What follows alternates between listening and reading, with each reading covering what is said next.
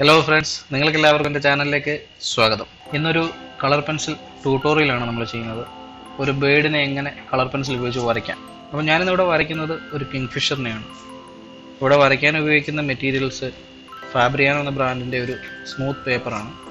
220 GSM ഉള്ള ഒരു A4 size പേപ്പറാണ് ഞാൻ ഇവിടെ എടുത്തിരിക്കുന്നത്. അതേപോലെ തന്നെ വരയ്ക്കാൻ ഉപയോഗിച്ചിരിക്കുന്ന കളർ പെൻസിൽ ഫേബർ കാസ്റ്റൽ എന്ന കമ്പനിയുടെ പോളിക്രോമോ സീരീസിലുള്ള കളർ പെൻസിലാണ് ഇവിടെ യൂസ് ചെയ്യുന്നത്. ഇതിൻ്റെ റിവ്യൂ ഞാൻ കഴിഞ്ഞ വീഡിയോയിൽ ചെയ്തിരുന്നു. കാണാൻ താല്പര്യമുള്ളവർ പ്രീവിയസ് വീഡിയോസ് കാണുക. അപ്പോൾ നമുക്ക് ഡ്രോയിങ്ങിലേക്ക് കിടക്കാം. എല്ലാ ഡ്രോയിങ്ങിലെയും പോലെ തന്നെ അതിൻ്റെ ആദ്യത്തെ സ്റ്റെപ്പ് എന്ന് പറയുന്നത് ഒരു സ്കെച്ച് ഉണ്ടാക്കി എടുക്കുക എന്നുള്ളതാണ്. ഞാനിവിടെ സ്കെച്ച് ചെയ്യാനായിട്ട് ഒരു HB പെൻസിലാണ് ഉപയോഗിച്ചിരിക്കുന്നത്. ഷെയ്ഡിങ് സ്റ്റാർട്ട് ചെയ്യുന്നത് കണ്ണിൻ്റെ ഭാഗം ഷെയ്ഡ് ചെയ്തുകൊണ്ട് തന്നെയാണ്. ബ്ലാക്ക് കളർ പെൻസിൽ വെച്ച് കണ്ണിനുള്ളിലെ ഡാർക്കായിട്ടുള്ള അതിൻ്റെ ഔട്ട്ലൈൻ വരയ്ക്കുക. അതിനുശേഷം സെൻറ്ററിലേക്ക് വരുമ്പോൾ ഡാർക്ക്നെസ് കുറച്ച് അതിനൊരു റൗണ്ട് ഷേപ്പ് കിട്ടുന്ന രീതിയിൽ വേണം ഷെയ്ഡ് ചെയ്യാൻ. അതേപോലെ തന്നെ ചെറിയ കണ്ണായതുകൊണ്ട് തന്നെ ഹൈലൈറ്റ് അതേപോലെ തന്നെ മെയിൻറ്റെയിൻ ചെയ്യാൻ ശ്രമിക്കുക. അവിടെ ഷെയ്ഡ് ചെയ്യാതെ പേപ്പറിൻ്റെ വൈറ്റ് സ്പോട്ട് ലീവ് ചെയ്യുന്നതായിരിക്കും നല്ലത്. കണ്ണിന് ചുറ്റുമുള്ള ഒരു റിങ്ങും വരയ്ക്കുമ്പോൾ ശ്രദ്ധിക്കേണ്ട ഒരു കാര്യം, പെൻസിൽ നല്ല ഷാർപ്പായിട്ട് തന്നെ വേണം ഇത്തരം ചെറിയ ഡീറ്റെയിൽസ് വരയ്ക്കാൻ. എന്നാലേ നമുക്ക് ക്ലിയർ ആയിട്ടുള്ള അല്ലെങ്കിൽ നല്ല ക്രിസ്പായിട്ടുള്ള ലൈൻസ് നമുക്ക് കിട്ടുള്ളൂ.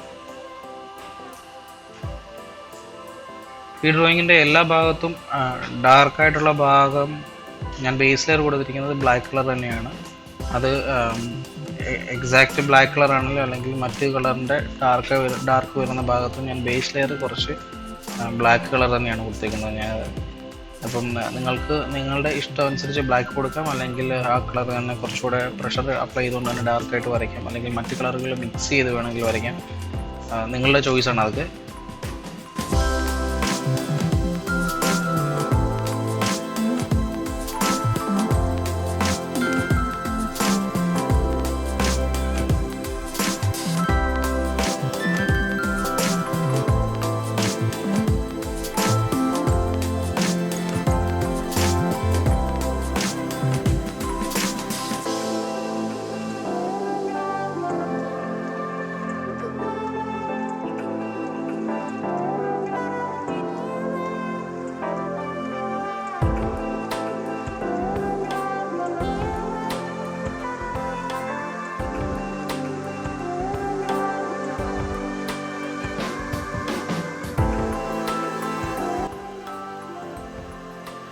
ഇനി ചുണ്ട് വരയ്ക്കുമ്പോൾ ശ്രദ്ധിക്കേണ്ട കാര്യം, ഇതേപോലെയുള്ള ബേഡ്സിൻ്റെ ഇത്രയും വലിയ ചുണ്ടുകളൊക്കെയുള്ള ബേഡ്സിൻ്റെ മേൽചുണ്ടെന്ന് പറയുന്നത് മുകളിലത്തെ ഭാഗം ഒരു സ്ലോപ്പായിരിക്കും. രണ്ട് സൈഡിലേക്കും മുകളിലും താഴെ അങ്ങനെ തന്നെ ആയിരിക്കും. കുറച്ച് സെൻറ്ററിൽ നിന്ന് രണ്ട് സൈഡിലേക്കും സ്ലോപ്പായിട്ടായിരിക്കും.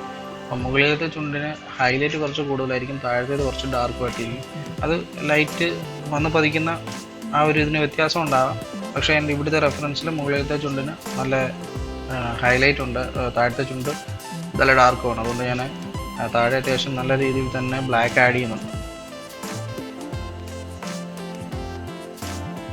രണ്ട് ചുണ്ടുകളെയും തമ്മിൽ സെപ്പറേറ്റ് ചെയ്യുന്ന ആ ഒരു ലൈൻ, ആ ഒരു ബ്ലാക്ക് ലൈൻ നല്ല ഷാർപ്പായിട്ട് നല്ല ക്ലിയർ ആയിട്ട് തന്നെ വരയ്ക്കുക.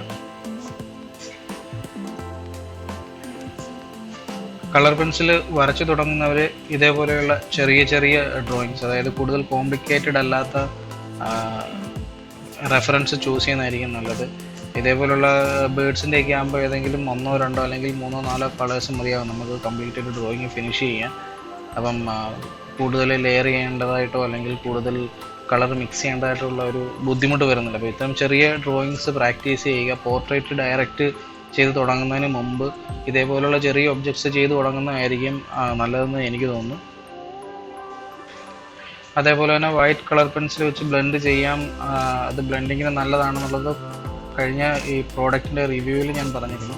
അപ്പോൾ ഇതിൻ്റെ പല ഭാഗത്തും ഞാൻ വൈറ്റ് കളർ പെൻസിൽ വെച്ചിട്ടാണ് ബ്ലെൻഡ് ചെയ്യുന്നത്. ലൈറ്റായിട്ടുള്ള ഭാഗം അതൊന്ന് സ്മൂത്താക്കി എടുക്കാനായിട്ട് ഞാൻ വൈറ്റ് കളർ പെൻസിലാണ് യൂസ് ചെയ്യുന്നത്.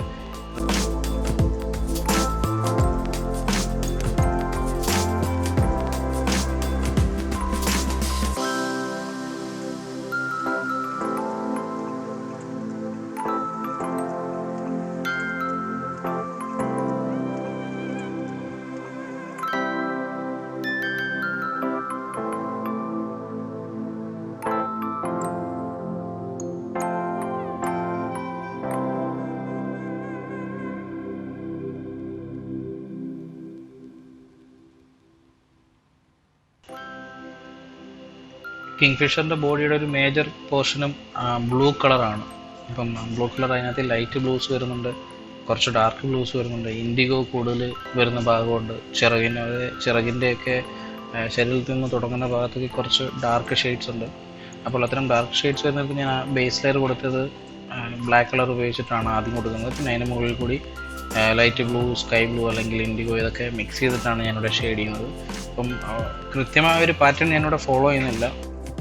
ഈ ഡ്രോയിങ് വളരെ ഡീറ്റെയിൽഡ് ആയിട്ടുള്ള ഡ്രോയിങ് ഒന്നുമല്ല, ജസ്റ്റ് കളറിങ് മാത്രമാണ് ഞാൻ ഈ ഡ്രോയിങ് കൊണ്ട് ഉദ്ദേശിക്കുന്നത്. അതിനകത്ത് ഓരോ ഫെദറിൻ്റെയും ഡീറ്റെയിൽസ് അല്ലെങ്കിൽ അതിൻ്റെ വൈറ്റ് ലൈൻസ് ഇതൊന്നും കൃത്യമായിട്ട് ഇവിടെ ഞാൻ വരയ്ക്കാൻ ശ്രമിച്ചിട്ടില്ല.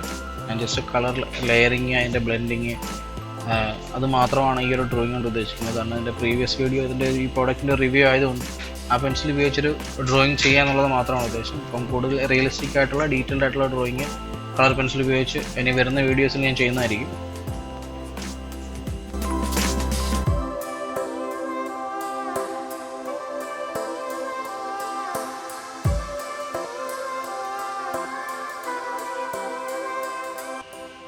ഡിഫറെൻറ്റ് കളേഴ്സ് ലെയർ ചെയ്യുമ്പോൾ ശ്രദ്ധിക്കേണ്ട കാര്യം, പെൻസിൽ അധികം പ്രഷർ കൊടുക്കാതെ വേണം നിങ്ങൾ കളർ ആഡ് ചെയ്യാൻ.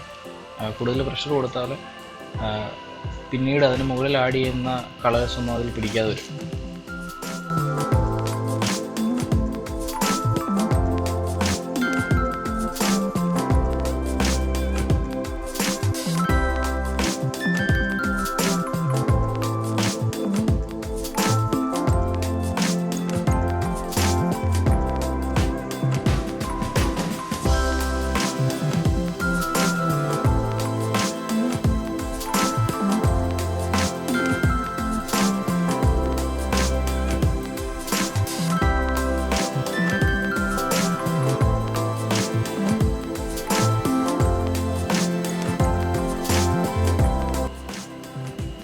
അതേപോലെ തന്നെ ഞാനിവിടെ ബ്ലെൻഡിങ്ങിന് പ്രത്യേകിച്ച് ടൂൾസ് ഒന്നും യൂസ് ചെയ്യുന്നില്ല.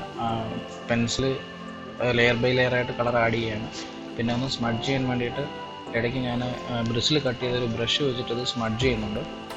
അതേക്കുറിച്ച് മുമ്പത്തെ വീഡിയോയിലും ചെയ്തിട്ടുണ്ടാകാണ്. നമ്മൾ ബ്രഷ് വെച്ച് എങ്ങനെയാണ് സ്മഡ്ജ് ചെയ്യുന്നതൊക്കെ മുമ്പ് വീഡിയോയിൽ കാണിച്ചിട്ടുള്ള കാര്യമാണ്.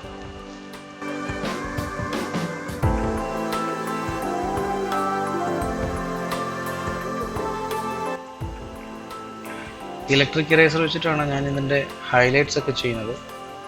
നോർമൽ ഇറേസേഴ്സ് വെച്ചിട്ട് നമുക്കിവിടെ ഹൈലൈറ്റ് ചെയ്യാൻ പറ്റത്തില്ല. അതുകൊണ്ട് മാക്സിമം എല്ലാ ഭാഗത്തും ഞാൻ ഇലക്ട്രിക് ഇറേസർ വെച്ചിട്ടാണ് ചെയ്യുന്നത്.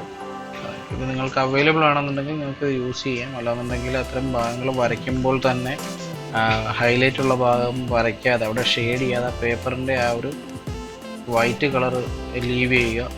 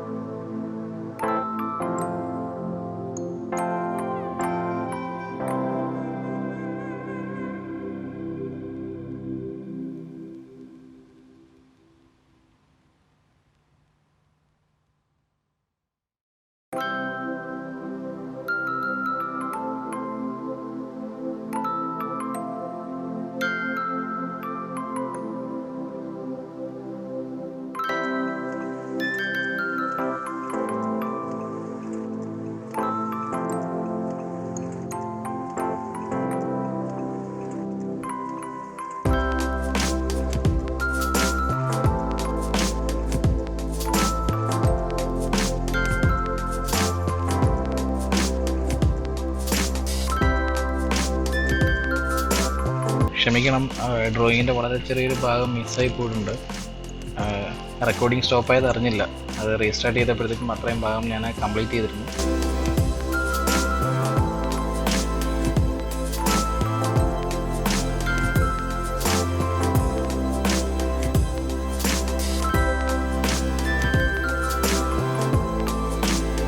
അപ്പോൾ ഇതേ സ്റ്റെപ്പുകൾ തന്നെയാണ് ഇനി തുടർന്നുള്ള ഭാഗം കംപ്ലീറ്റ് ചെയ്യാൻ നമ്മൾ ഫോളോ ചെയ്യുന്നത്. ആകെയുള്ള വ്യത്യാസം എന്ന് പറഞ്ഞാൽ കളർ ചൂസ് ചെയ്യുന്ന ഒരു ഇതിൽ മാത്രമുള്ള വ്യത്യാസം. അപ്പോൾ വീഡിയോ തുടർന്ന് കാണുക. നിങ്ങൾക്ക് വീഡിയോ ഇഷ്ടമായെങ്കിൽ വീഡിയോ ലൈക്ക് ചെയ്യുക, കമൻറ്റ് ചെയ്യുക, എൻ്റെ ചാനൽ സബ്സ്ക്രൈബ് ചെയ്യാൻ മറക്കരുത്. അപ്പോൾ പുതിയൊരു വീഡിയോയുമായി വീണ്ടും കാണാം.